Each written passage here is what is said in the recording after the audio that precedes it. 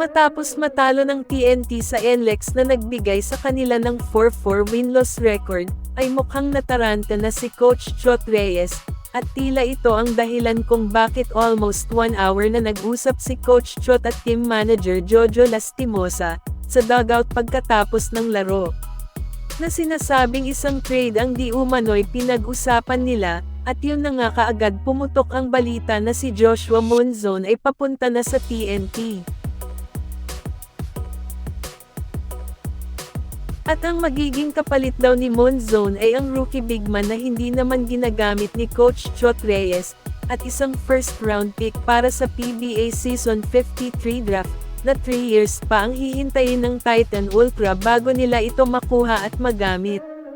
Ang trade talks na ito ay sobrang napaka-unfair, kaya hindi maiwasan na umani ng matinding batikos ang proposed deal na ito. At dahil naging hot topic ang trade na ito sa social media, kaya't tuloy na pornada ang planong paglipat ni Joshua Monzon sa TNT. Bagamat nagsalita na ang team manager ng Titan Ultra na si Jessica Arsolon, na hindi na nila itutuloy ang nasabing trade ni Joshua Monzon sa TNT, ayon sa mga insiders na gustong i-rework ng Giant Risers ang trade ni Monzon sa katropa, kung saan naghahanap sila ng karagdagang player para sa trade na ito. At dahil injured ang isa nilang player na si Brian Sahonia, kaya gusto nilang dagdagan ng TNT ang offer nila. Kailangan ng katropa si Monzon, kaya asahan na matutuloy ang trade na ito anytime soon. At baka sa pagbabalik ng PBA sa October ay TNT jersey na ang suot ni Joshua Monzon.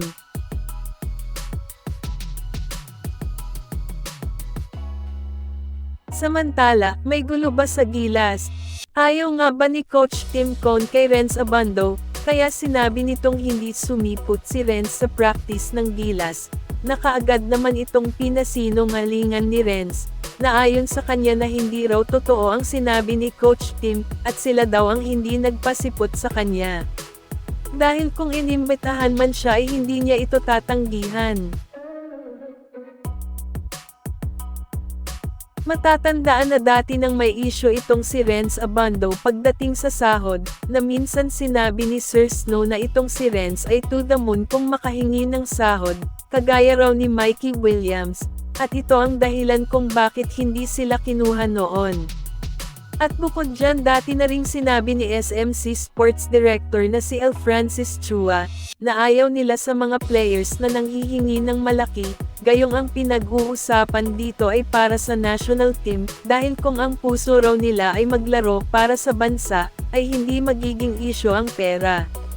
Which is tama naman si Boss Al.